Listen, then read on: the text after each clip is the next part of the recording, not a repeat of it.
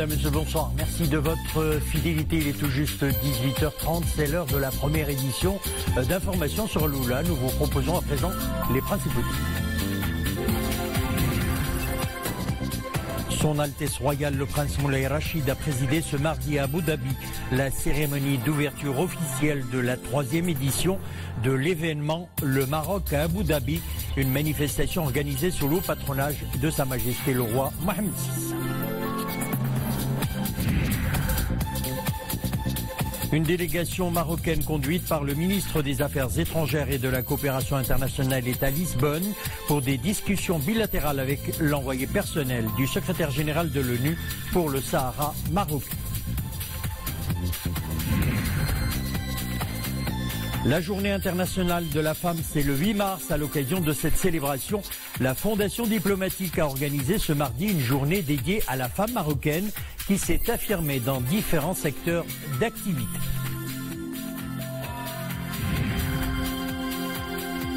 Et puis en sport, l'Afrique derrière la candidature du Maroc pour l'organisation du Mondial 2026. Un appui annoncé par les présidents de fédérations africaines de football participant au symposium à Marrakech sur le football féminin.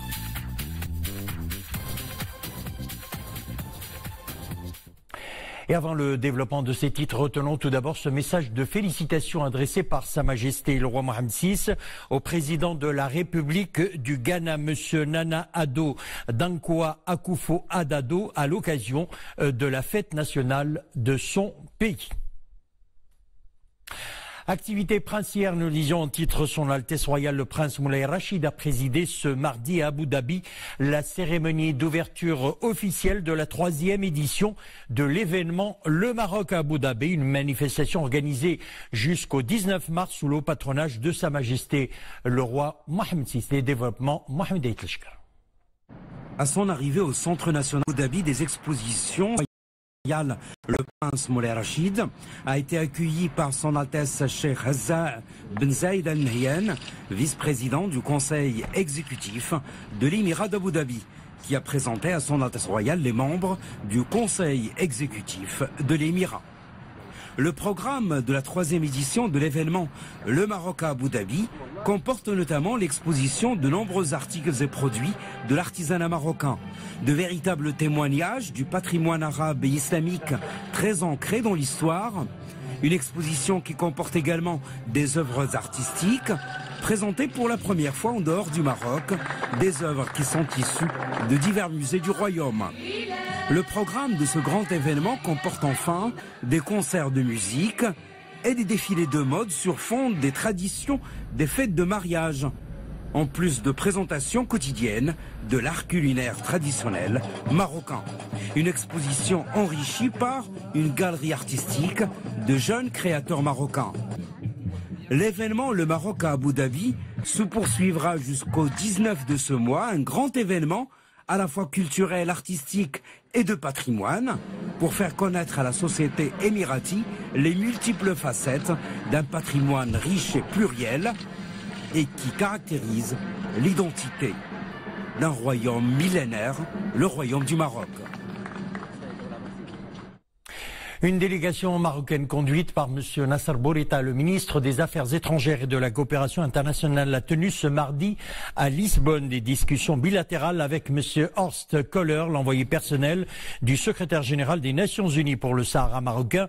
La délégation marocaine était composée de M. Omar Hillel, représentant permanent du Royaume auprès des Nations Unies, Sidi Hamdi Ould Rachid, président de la région Laayoune Saqiya Al-Hamra, et Injartat, président de la région Dakhla Dahab.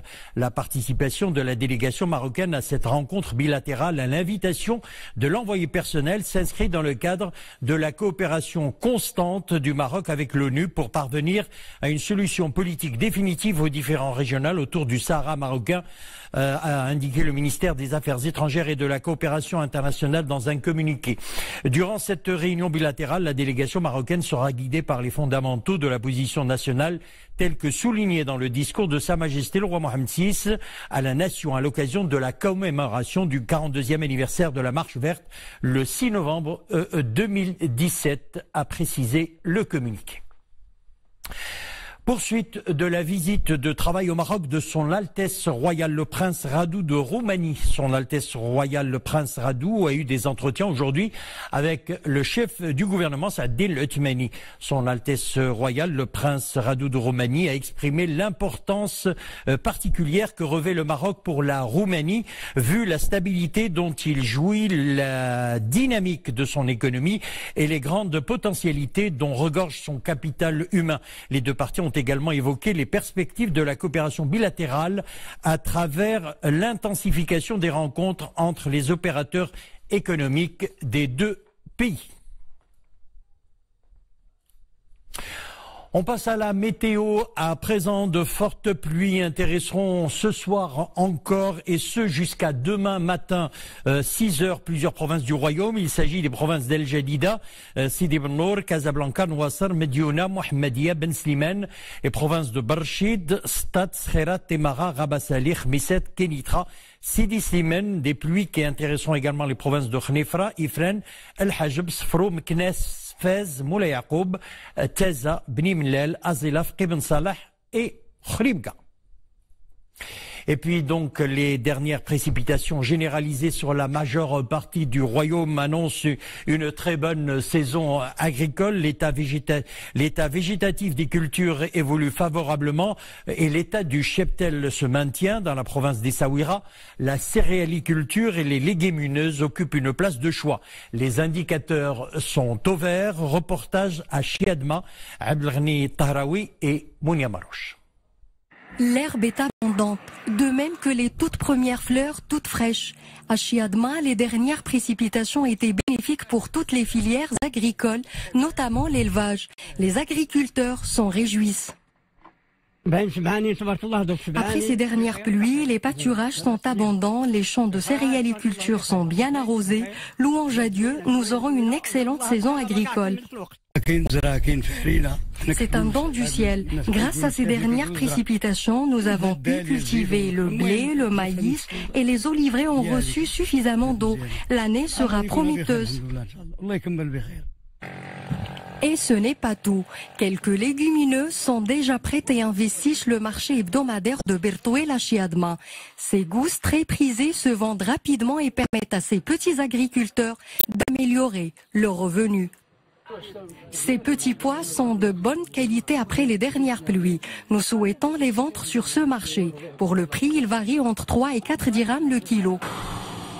La saison agricole s'annonce sous de bons auspices dans la région, où la pluviométrie atteint jusqu'à maintenant 250 mm. Le Maroc consacre davantage le dialogue entre les religions en accueillant des représentants des 3 religions justement monothéistes. Un voyage organisé à l'initiative de la communauté musulmane marocaine de la région PACA en France. L'idée est de mettre en avant les valeurs du vivre ensemble qui ont toujours été le ciment de la société marocaine. L'occasion également d'expliquer le modèle religieux marocain basé sur le rite malikite. Écoutons ses impressions. Quand on dit un royaume, pour moi, ça veut dire beaucoup de choses. Ça veut dire il fait bon vivre. Ça veut dire déjà un peu aussi, et je l'espère, beaucoup de paix, de prospérité, de bonheur pour tous. Et nous serons témoins de ce que nous avons vécu ici ces quelques jours, de cette gentillesse et de cette tradition vivante d'accueil, de respect, de tolérance. Toute ma famille et mes ancêtres ont vécu à Esfi et à Essaouira. Et je voudrais dire que ce retour au Maroc, avec tout ce qu'il a entraîné depuis notre arrivée il y a 3 jours, est teinté de beaucoup d'émotions, à titre personnel, parce que c'est toute une histoire qui revient à moi. Ce n'est pas une découverte. Ce n'est pas une découverte à plusieurs titres. Nous avons vécu, nous avons baigné dans une atmosphère de tolérance. Nous connaissions parfaitement les us et coutumes des uns et des autres. Nos voisins connaissaient nos coutumes et les respectaient. Nous connaissions les coutumes, nous connaissions ce que l'on appelle le vivre ensemble maintenant et qui pour nous est complètement dans nos ADN. Journée internationale de la femme, c'est après-demain, jeudi 8 mars, l'occasion de célébrer l'événement. Et c'est ce qu'a fait d'ailleurs la Fondation diplomatique qui a organisé ce mardi une journée dédiée à la femme marocaine qui s'est d'ailleurs affirmée au fil du temps dans différents secteurs d'activité. Reportage Mohamed Wahibi, Nessil Hamdaoui. Les femmes ambassadeurs accréditées au Maroc, toutes vêtues de caftan traditionnel. Une belle manière de rendre hommage à la femme marocaine lors de la célébration de la Journée internationale de la femme. L'occasion de s'arrêter sur ses réalisations et ses acquis. Aujourd'hui, d'être habillée avec un caftan marocain, c'est un honneur et c'est un plaisir exceptionnel. Et c'est une occasion de remercier et de partager mes félicitations et ma gratitude avec toutes les femmes marocaines qui sont les femmes très, très talentueuses, très jolies. Je pense que les femmes marocaines sont l'une des plus jolies femmes du monde. Me da mucho gusto acompañar. J'ai le plaisir aujourd'hui de partager ce moment de célébration de la Journée internationale de la femme avec toutes les femmes marocaines. Je remercie les organisateurs de cet événement d'avoir invité les femmes ambassadeurs à cette cérémonie.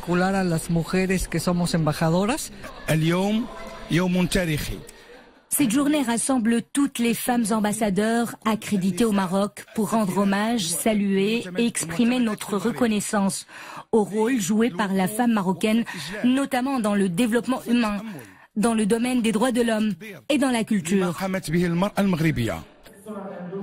Rendre hommage à la femme marocaine, c'est mettre en avant sa participation remarquable sur la scène politique et institutionnelle nationale.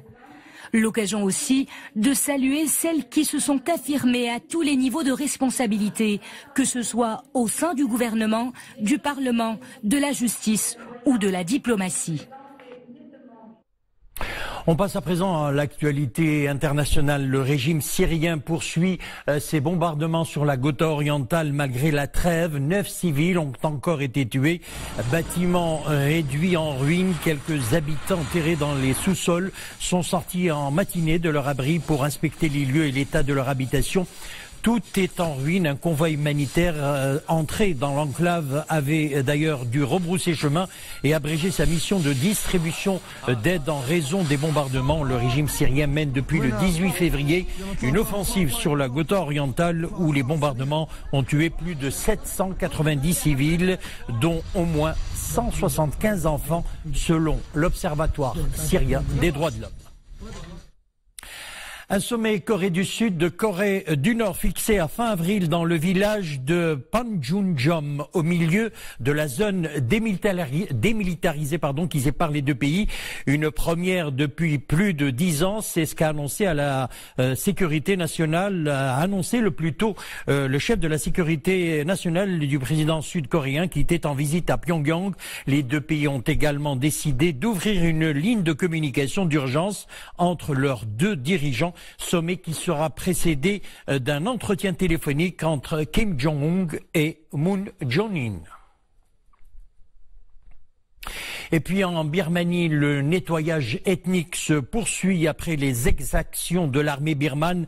Les villages brûlés, les charniers, les autorités birmanes se livreraient à une campagne de terreur et de famine organisée destinée à faire fuir les Rohingyas vers le Bangladesh. Plus d'1 million d'entre eux ont déjà pris la route de l'exil, s'entassant dans des camps géants dans la région de Cox's Bazar. L'approche des moussons fait craindre d'ailleurs des épidémies dont le choléra dans des camps aux conditions sanitaires déjà très inquiétantes.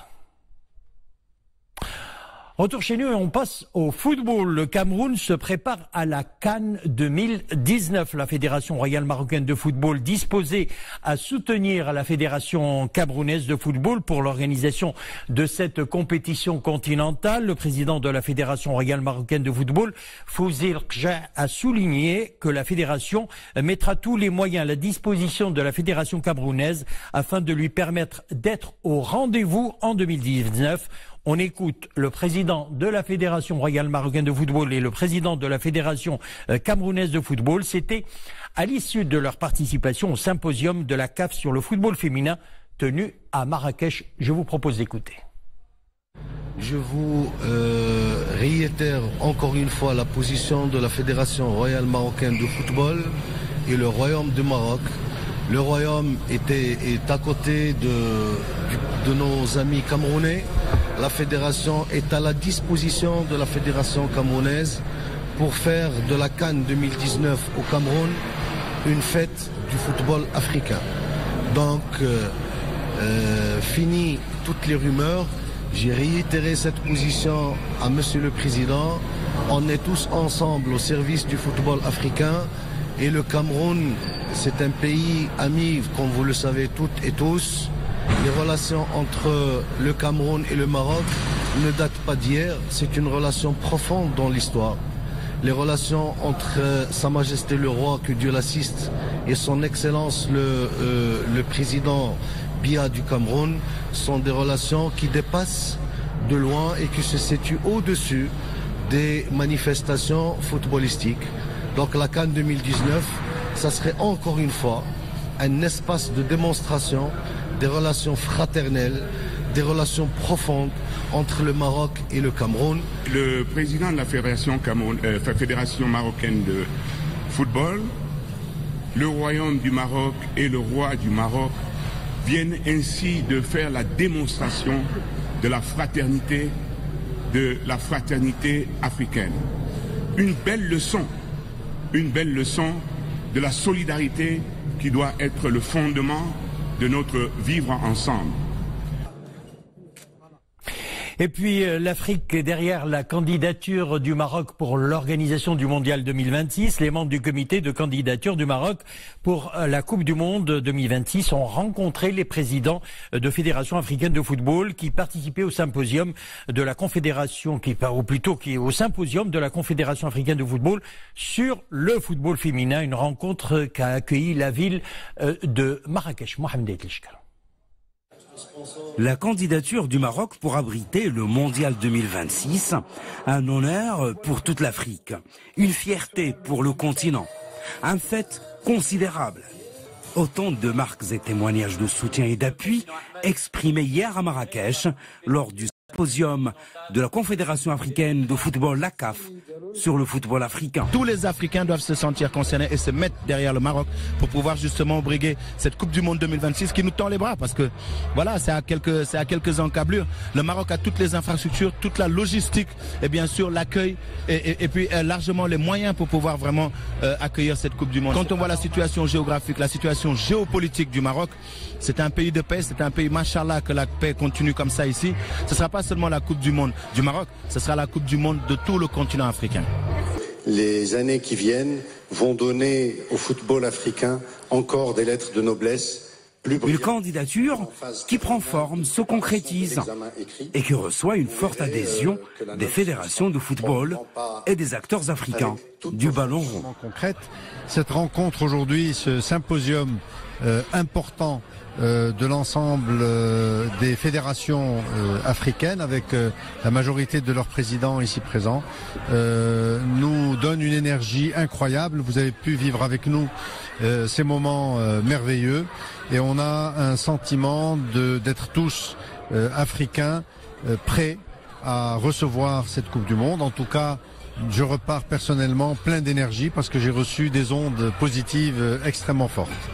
La désignation du pays organisateur de la Coupe du Monde 2026 se fera en juin prochain, en marge du Mondial 2018, qui se tient en Russie et auquel les Lions de l'Atlas sont qualifiés. Voilà, c'est avec cette page sportive que nous refermons l'édition. Merci de l'avoir suivi. Le retour de l'info sur Lula, 20h30. Une excellente soirée, on se retrouve demain.